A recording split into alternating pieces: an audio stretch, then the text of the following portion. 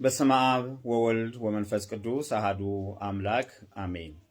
ይድረስ ለሊቀ ሊቃውንት ነን ባዮች ለኢትዮጵያ ኦርቶዶክስ ተዋሕዶ ቤተ ክርስቲያን ካህናት፣ ጳጳሳት፣ ቀሳውስት፣ ዲያቆናት፣ የሰንበት ተማሪዎች፣ የሥነ መለኮት ተማሪዎችና መምህራን በሙሉ ቤተ ክርስቲያን የተመሰረተችው በሐዋርያት ትምህርት ላይ እንጂ በቅዱስ ያሬድ አስተምህሮ ላይ አይደለም።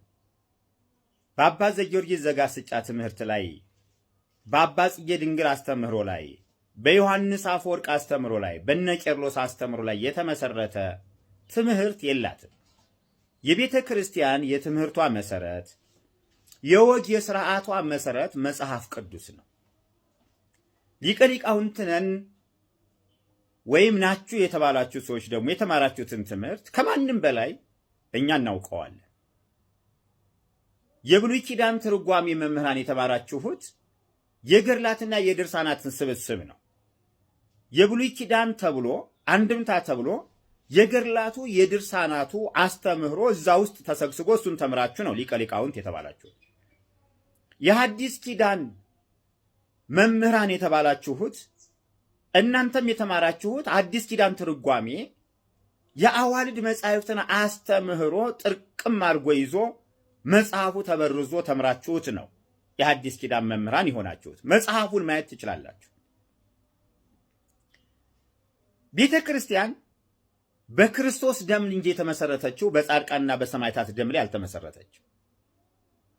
ጻድቃን ሰማዕታት ስለ እምነታቸው ዋጋ ከፍለዋል እናምናለን።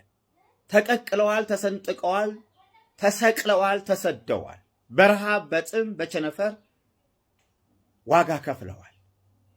ነገር ግን ቤተ ክርስቲያን የተመሰረተችው ድነትን ያገኘችው የዘላለም ሕይወት የወረሰችው በጻድቃን በሰማዕታት ተጋድሎ ሳይሆን በአምላካችን በመድኃኒታችን በኢየሱስ ክርስቶስ የቤዛነት ሥራ ነው።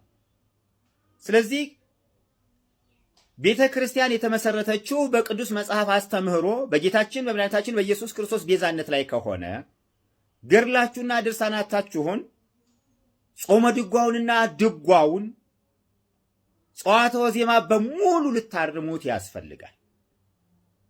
ገድልና ድርሳን እንዳይመስላችሁ የሚታረመው ድጓው፣ ጾመ ድጓው መታረም አለበት። ለምን? ድጓው የአዋልድ መጻሕፍት ትሩፋት ነው። ጾመ ድጓው የአዋልድ መጻሕፍት ትሩፋት ነው። ዚቁ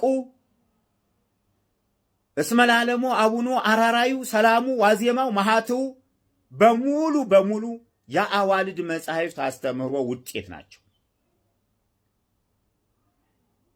ስለዚህ ከዚቁ ከድጓው ያለው ማህሌቱ ላይ የሚዜመው በቁም ዜማ የሚዜመው በቁም የሚጸነጸለው የሚጸፋው የሚመረገደው የሚዘመመው አስተምህሮ መጽሐፍ ቅዱሳዊ አይደለም አብዛኛው። ስለዚህ የሊቃውንተ ቤተ ክርስቲያን ተብላችሁ ስማችሁ የተጠራችሁ ሰዎች ብፁዕ አቡነ ማትያስ መጻሕፍቶቻችን ጥራት ይጎላቸዋል እንዳሉት ጥራት የሚጎላቸው እነማን ናቸው ካላችሁ ድጓው፣ ጾመ ድጓው፣ ዚቁ፣ ምዕራፉ፣ ዝማሬ መዋሥዕቱ በሙሉ ሰዓታቱ፣ ቅዳሴው ይሄ ሁሉ በሙሉ ጥራት ይጎለዋል። ስለዚህ ቤተ ክርስቲያናችን እንድታድሷት እንድናድሳት ያስፈልጋል። ትምህርቶቿ መጽሐፍ ቅዱሳዊ ያልሆኑ ትምህርቶቿ ሊወገዱ ያስፈልጋል። ጥሪ ማቅረብ ፈልጋለሁ። ድጓውን እዩት፣ ጾመ ድጓውን እዩት፣ ዚቁን እዩት፣ መልካ መልኩን በሙሉ እዩት። ይህ መጽሐፍ ቅዱሳዊ ነው። ብፁዕ አቡነ ማትያስ እንዳሉት መጻሕፍቶቻችን በሙሉ ጥራት ይጎላቸዋል። የኦርቶዶክስ ተዋሕዶ ቤተ ክርስቲያን የአዋልድ መጻሕፍት ማለት ድጓው ማለት ነው። የአዋልድ መጻሕፍት ሲባል ብዙ ጊዜ ድጓ አይመስለውም አንዳሉ። ድጓው፣ ጾመ ድጓው፣ ምዕራፉ፣ ዝማሬ መዋሥዕቱ፣ ቅዳሴው